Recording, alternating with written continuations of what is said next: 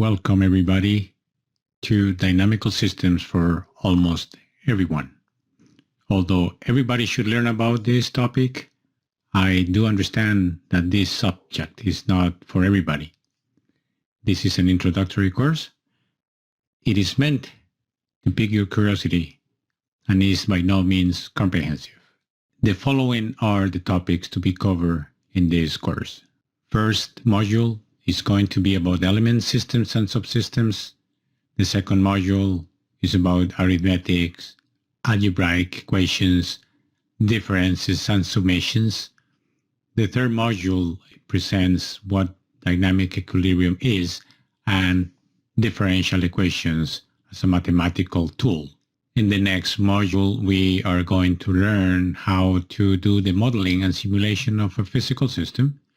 And this course is going to be wrapped up with the limits of the theory that has been presented in this short course. At the end of this course, we are expecting you to know what a dynamical system is. You are going to be able to simulate dynamical systems using the freeware tool XCOS from Scilab. And although this topic is important for everyone, it is primarily intended for those people interested in the field of control and more specifically in process control for chemical processing industries. Module 1. What is a dynamical system? Pause the recording to give yourself some time to internalize this module's learning outcomes. An element is an unanimated object such as any of those shown in the picture. Your system is an integration of objects assembled and connected in such a way that its purpose is clear and specific. When a system state changes with time, we have a dynamical system. Systems can be part of bigger systems. When that is the case, they are designated as subsystems. The engine by itself is a system, and if it is on, then we can say that it is a dynamical system. Dynamical systems are not only man-made. In fact, nature beat us by millions of years. A volcano erupting, a meandering river, a butterfly flying, and a growing plant are just a few examples. As for social dynamical systems, we have them in schools, hospitals, economy, and so forth. So far, we have been in the process of progressively adding components and the required complexity to a system. We get now to the point where we describe what an open-loop dynamical system is. Let's start by reiterating that a dynamical system is a system that moves or changes with time. And what better than a clock? But wait a minute. How does a clock know that the time it's showing is correct? Well, it doesn't. Because the system output is not compared with any reference, we have ourselves an example of an open loop. Another example is a production line. How do we know if the final product is exactly what it is expected to be? Well, unless there is a mechanism to compare the end product against the standard, there is no guarantee that it is up to specifications. This is then another open-loop dynamical system. In an open-loop system, information and materials go linearly, as in a sequence of events. Introducing quality control to a production line activates a feedback loop. The last product inspected by quality control may indicate adjustments to intermediate sections in the production line.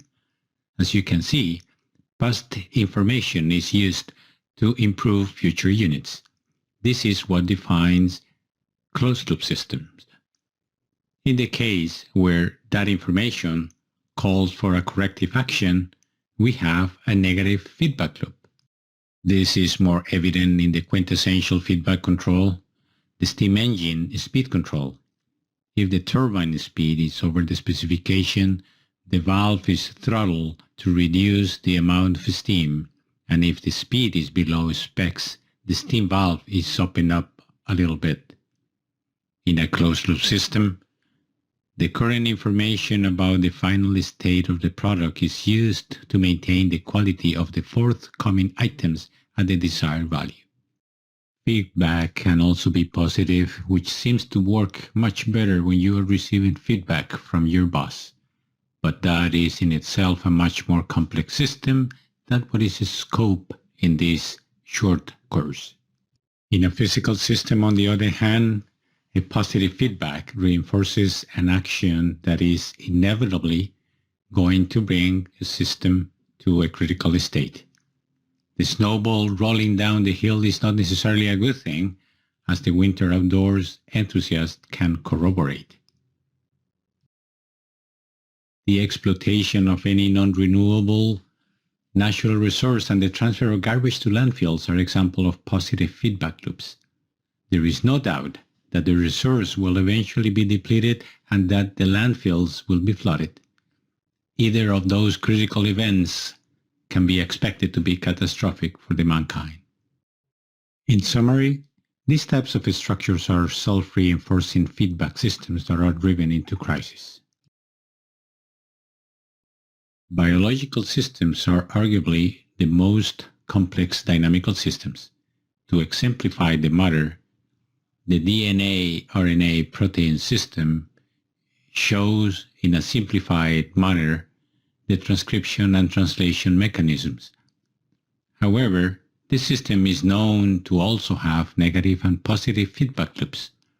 Those loops are shown in the animation, but further explanations are beyond the scope of this course. For a good description of a system, a link to a lecture given by Alan Garfinkel is attached to the screen. The names in the boxes are the scientists who discovered the feedback loops indicated on the diagram. This concludes this module.